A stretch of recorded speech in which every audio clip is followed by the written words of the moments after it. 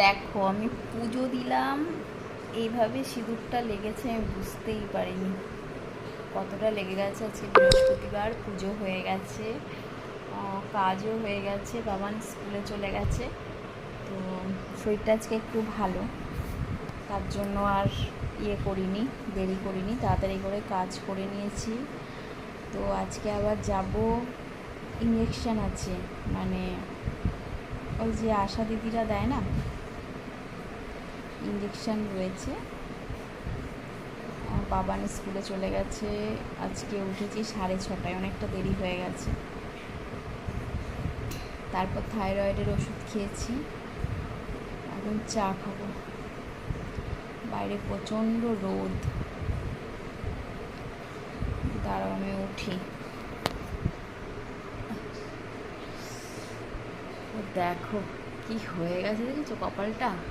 আমি বুঝতেই পারিনি যে এইভাবে লাল হয়ে গেছে। হ্যাঁ হ্যাঁ,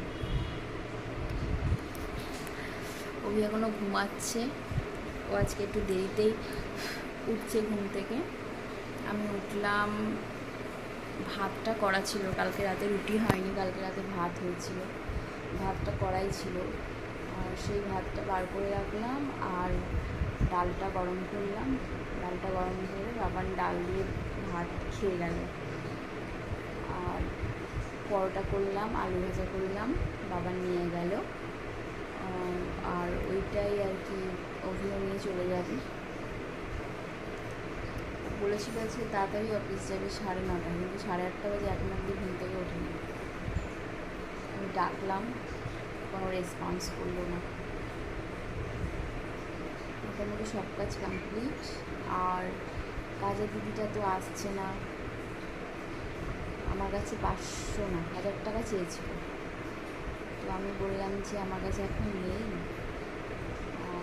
2 দিন কাজে এসছে, 1000 টাকা দেওয়া যায় বলো? মাত্র মানে প্রথমে 15 দিন এসেছিলো কাজে, সেখানে 4 দিন ছুটি, তখনও 300 টাকা নিয়েছিল। বাকি টাকাটা মানে 15 দিনে যে টাকাটা হয় 300 টাকা নিয়েছিল, আর এক্সট্রা যেটা বাকি ছিল সেটা আমি দিয়েছি। তারপর কতদিন কাজে আসেনি, আজকে হচ্ছে বৃহস্পতিবার, রবিবার থেকে কাজে আসছে।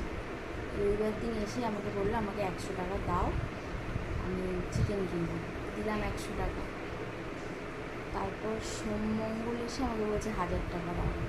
তো এইভাবে কি টাকা দেওয়া সম্ভব? মানে তার জন্য